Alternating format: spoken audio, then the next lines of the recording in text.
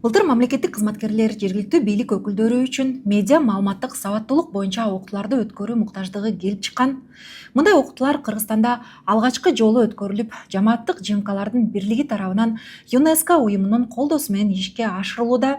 Маалымат компаниясы Маданият маалымат жана жаштар саясаты министрлигинин катышуусу менен өткөрүлүүдө. Министрликтин өкүлү Салкын Сарнагоева Санарип чөйрөнүн өнүгүшү менен мамлекеттик кызматкерлердин арасында шылуундукка кабылган учурлар буга чейин катталып келгени үчүн окутуулардын маанилүүлүгүн белгилеп өттү.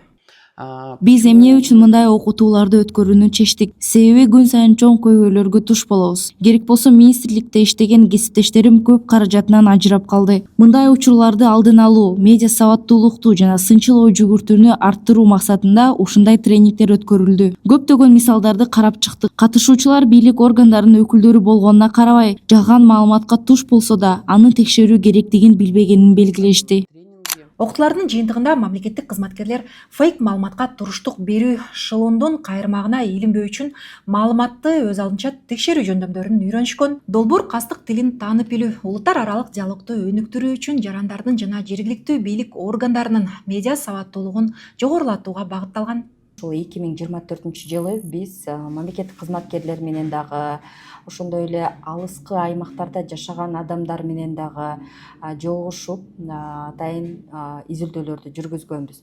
Ошонун натыйжасында адамдардын ушул медиа жана маалымат сабаттуулугунун деңгээлинин төмөндүгү, кээ бир чыр-чатактар, кээ бир маселелердин баардыгы ушул медиа жана маалымат сабаттуулуктун жоктугу, маалыматты туура кабыл алуу, маалыматты туура анализдөө жана ошондой эле маалыматты тараткан адамдарды анализдөө боюнча билимдердин төмөндүгү экендигинен кабар берди.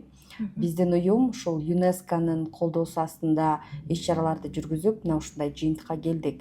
Анан бул маселени биз кантип жеңсек болот? Албетте биз ошол карапайым элден, алыскы аймактардагы жашап жаткан элден сурамжылоолорду жүргүзгөндө бул комплекстүү иш-чара болушу керек. Жана бир гана уюм эмес, бул мамлекеттик деңгээлдеги иш-чаралар болуусу керек. Мына ошондо гана адамдар кабыл алышат деген сунуштарды абдан көп айтышты.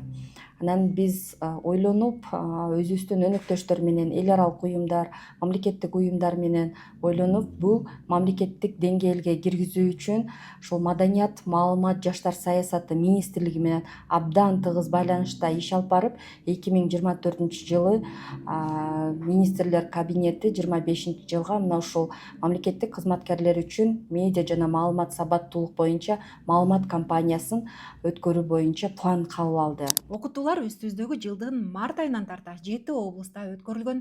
Иш-чараларга 350-гө жакын катышуучу, анын ичинде жаштар, жергиликтүү тургундар, айыл өкмөттөрүнүн жана коомдук уюмдардын өкүлдөрү катышкан. Вообще проект реализуется. Долбоор ЮНЕСКО жана Бириккен Улуттар уюмунун өнүктүрүү программасы аркылуу 2023-2026 жылдары ишке ашырылууда. Фейк маалыматтын, дезинформациянын тушунда бул долбоор чын эле маанилүү. Ал медиа сабаттуулукту өнүктүрүүгө, кастык тилине туруштук берүүгө жана фактыларды текшерүү жөндөмүн арттырууга багытталган. Жарандык коомду, медиа өкүлдөрүн жана башка катышуучуларды медиа сабаттуулук жаатында мамлекеттик деңгээлде эле эмес, жерлерди да бириктирүү маанилүү.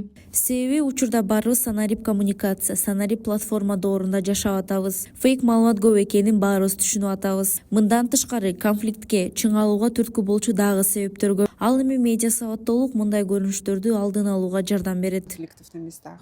Мамлекеттик кызматкерлер үчүн медиа маалыматтык сабаттуулукту арттырууга багытталган китеп иштелип чыккан. Анда жумушка керектүү жөнөкөй жөндөмдөрдөн тарта фейкти кантип таануу керектиги айтылат.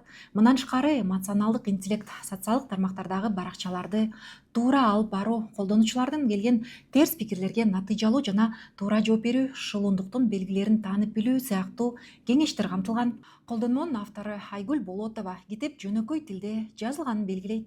в эпоху Тез өнүккөн технологиялардын, инновациялык процесстердин доорунда мамлекеттик кызматкерлер үчүн медиа сабаттуу болуу өтө маанилүү. Ошол эле кат алмашуу кандай болушу керек? Кимге кантип, кайсы каналдар аркылуу жөнөтүү керек? Кайсы программаларды колдонуу керек? Жасалма интеллектти жумушта кантип туура колдонуу керек? Ага иш кагаздарын жүктөгөнгө болобу деген сыяктуу көптөгөн суроолорго бул колдонмодо так жооптор бар. Маалымат компаниясын ишке ашырган долбоор аймактарда окутууларды өткөрүү менен гана чектелбестен, медиа сабаттуулуктун муктаждыктарын талдоону, жарандык коомдун маалымат базасын түзүүнү жана социалдык биримдикти өнүктүрүүдөгү прогрессти аныктоо жарыяндарындагы камтыйт. Бул иш-чаралар мамлекеттик стратегиялардын жана Бириккен Улуттар уюмунун максаттарына дал келип, маалыматты туура пайдалануу аркылуу коомдун өкүлдөрү арасында диалогду бекемдейт.